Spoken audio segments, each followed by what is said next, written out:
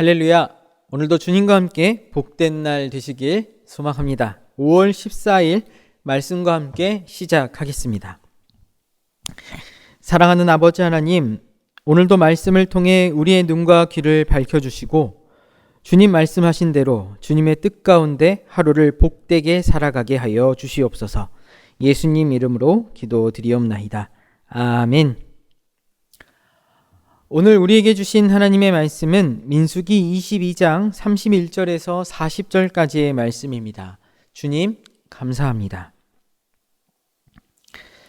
그때에 여호와께서 발람의 눈을 밝히심에 여호와의 사자가 손에 칼을 빼들고 길에 선 것을 그가 보고 머리를 숙이고 엎드리니 여호와의 사자가 그에게 이르되 너는 어찌하여 내 나귀를 이같이 3번 때렸느냐? 보라, 내 앞에서 내 길이 사악하므로 내가 너를 막으려고 나왔더니 나귀가 나를 보고 이같이 3번을 돌이켜 내 앞에서 피하였느니라. 나귀가 만일 돌이켜 나를 피하지 아니하였다면 내가 벌써 너를 죽이고 나귀는 살렸으리라. 발람이 여호와의 사자에게 말하되 내가 범죄하였나이다. 당신이 나를 막으려고 길에 서신 줄을 내가 알지 못하였나이다. 당신이 이를 기뻐하지 아니하시면 나는 돌아가겠나이다. 여호와의 사자가 발람에게 이르되 그 사람들과 함께 가라. 내가 내게 이르는 말만 말할지니라. 발람이 발락의 고관들과 함께 가니라. 발락은 발람이 온다 함을 듣고 모압 변경의 끝 아르논가에 있는 성읍까지 가서 그를 영접하고 발락은 발람에게 이르되 내가 특별히 사람을 보내어 그대를 부르지 아니하였느냐? 그대가 어찌 내게 오지 아니하였느냐? 내가 어찌 그대를 높여 존귀하게 하지 못하겠느냐? 발람이 발락에게 이르되 내가 오기는 하였으나 무엇을 말할 능력이 있으리이까? 하나님이 내 입에 주시는 말씀 그것을 말할 뿐이니이다. 발람이 발락과 동행하여 기럇 후솥에 이르러서는 발락이 소와 양을 잡아 발람과 그와 함께한 고관들을 대접하였더라. 아멘. 공자의 효경에 비도불행이라는 말이 있습니다. 길이 아니면 가지를 말라라는 뜻이지요. 이 말처럼 우리가 가는 길이 하나님 앞에서 바른 길인지 아닌지 여러분 우리가 분별하는 것은 굉장히 중요합니다. 그것이 하나님의 길이 아니라면 우리는 가면 안 되니까요. 발람은 자신의 욕심 때문에 하나님께서 가지 말라 하신 길을 자신의 유익을 위해서 걸어갔습니다. 욕망을 위해서. 그 길이 맞는 길이라고 하면서 말이죠. 물론 세상의 기준에서는 발람의 길이 맞아 보일 수도 있습니다. 출세길이 열렸으니까요. 그런 발람에게 하나님은 나귀를 통해서 경고하셨습니다. 그 길은 내가 원하는 길이 아니다 라고 말이죠. 그런데 발람은 그것을 알아듣지 못합니다. 자신의 나귀가 길을 막는 장애물이라고 여기면서 그 나귀를 때려서라도 어떻게든 그 길을 걸어가려고 했지요. 나귀가 사람 말을 하는데도 아랑곳하지 않고요. 결국 하나님께서 발람의 눈을 밝히셨습니다. 너가 지금 가는 길이 어떤 길이냐? 그것을 네가 네 눈으로 한번 봐라 라고 하신 것이죠. 하나님이 어떤 분이신지를 보이신 것입니다. 그리고 하나님의 뜻을 더욱더 분명하게 발람에게 보이신 것이죠. 하나님의 뜻을 거스르고 하나님의 이름을 망령되게 한 발람의 길을 여호와의 사자는 사악한 길이라고 표현했는데요. 그 사악한 길에서 발람을 돌이키려고 하나님께서 나서신 것입니다. 실제 발람의 길은 자신의 유익과 출세를 위해 한 민족의 멸절을 바라는 저주와 죽음의 길이라고 할 수 있겠죠. 누군가의 목숨을 대가로 자신을 호의호식하는 길이라는 것입니다. 그 의도 자체가 매우 악합니다. 물론 발람의 뜻하는 대로 그것이 온전한 저주가 되고 이스라엘의 멸망으로 이어지진 않았지만 그의 마음은 탐욕과 악으로 가득 차 있었습니다. 하나님께서 그에게 모압을 따라가지 말라 하신 것도 더 이상 죄를 짓지 말라는 이유였겠죠. 하지만 발람은 끝까지 걸어갑니다. 자신에게 찾아온 기회, 평생을 숨어서 돈을 받고 남을 저주하고 축복하는 일을 하다 이제 정말로 성공과 출세의 길이 열렸으니 그가 마다할 수가 없었으니까요. 자신을 심판할 여호와의 사자가 칼을 빼들고 서 있는 모습을 본 발람은 이제서야 하나님 무서운 줄을 알게 됩니다. 자신이 부리던 잡신들 중 하나처럼 망령되이 부르고 여겼던 하나님의 이름을 두려워하기 시작한 것이죠. 그리고 하나님께서 자신에게 하신 그 말씀을 기억해냅니다. 두려움 때문에, 그리고 그 말씀을 다시 상고하면서 이제 다시 자기가 왔던 길을 돌이키려고 하지요. 34절 말씀입니다. 발람이 여호와의 사자에게 말하되 내가 범죄하였나이다. 당신이 나를 막으려고 길에 서신 줄을 내가 알지 못하였나이다. 당신이 이를 기뻐하지 아니하시면 나는 돌아가겠나이다. 돌아가려는 발람에게 하나님께서는 말씀하십니다. 그 사람들과 함께 가라. 내가 내게 이르는 말만 할지니라. 하나님께서는 발람에게 다시 한번 말씀하셨지요. 내가 내게 이르는 말만 할지니라. 모압 왕 발락의 입이 아니라 하나님의 입이 되라는 이야기입니다. 저주를 퍼붓는 입이 아닌 축복의 입이 되라는 것입니다. 끝까지 하나님을 두려워하라는 경고입니다. 그렇게 하나님께서는 발람을 발락에게로 보내셨습니다. 발람이 온 소식을 들은 발락은 모압 변경 끝 성읍까지 가서 그를 영접하지요. 37절 말씀입니다. 발락은 발람에게 이르되 내가 특별히 사람을 보내어 그대를 부르지 아니하였느냐?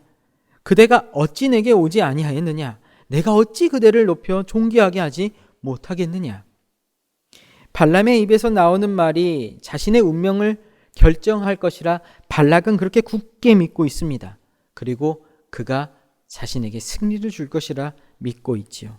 참으로 어리석은 왕의 모습입니다. 나라의 운명을, 자신의 운명을 주술사의 입술로 결정하려고 하다니.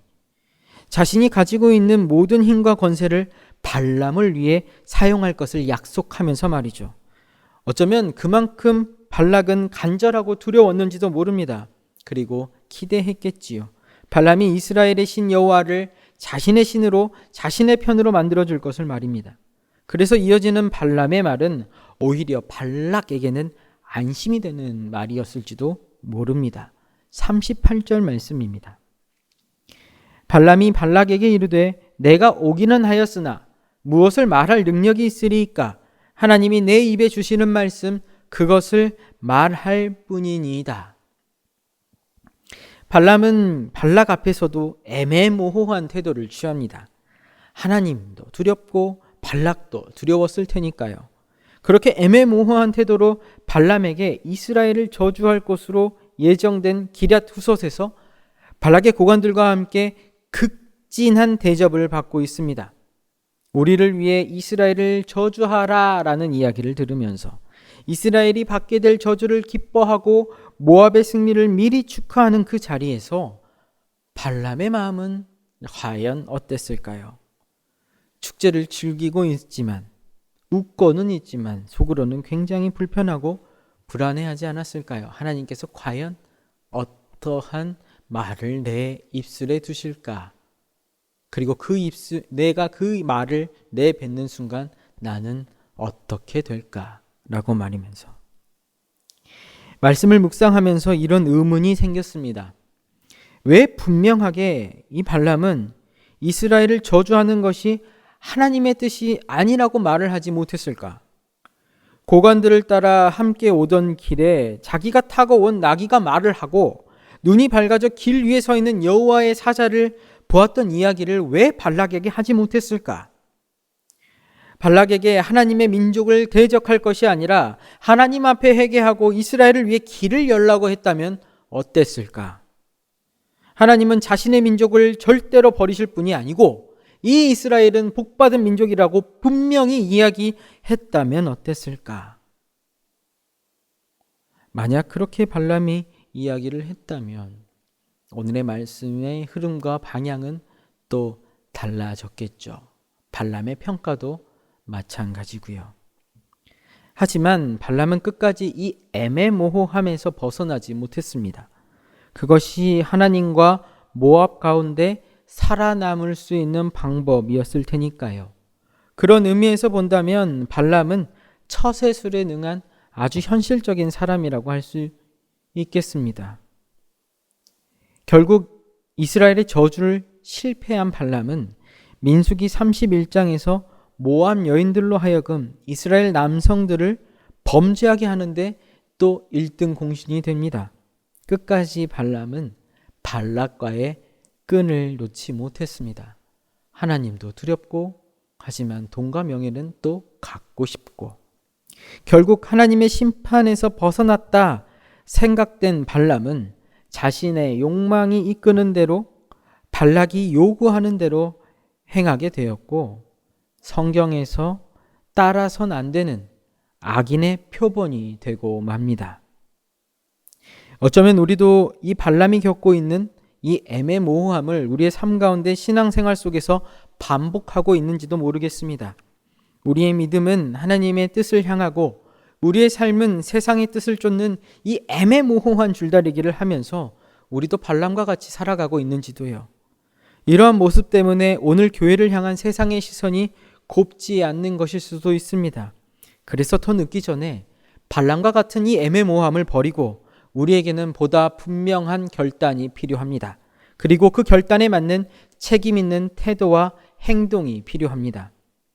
사랑하는 여러분, 하나님께서 오늘 우리의 눈과 귀 그리고 마음을 밝혀주시길 소망합니다. 그리고 밝혀진 눈과 귀와 마음으로 하나님의 뜻을 분명하게 분별하고 정확하게 말하는 우리 모두가 되길 소망합니다.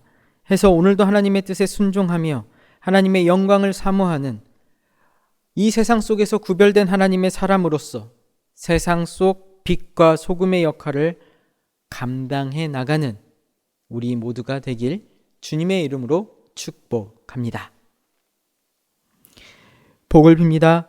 이제는 우리 주 예수 그리스도의 크신 은혜와 아버지 하나님의 다함없는 사랑하심과 도우시는 성령님의 늘 함께 하심이 주님께서 우리에게 주신 뜻을 따라 세상 속에서 흔들리지 않고 묵묵히 분명하게 걸어가기로 결단하는 함께하는 모든 이들의 심령과 일상 위에 이제로부터 영원토록 함께 하옵시길 간절히 축원하옵나이다.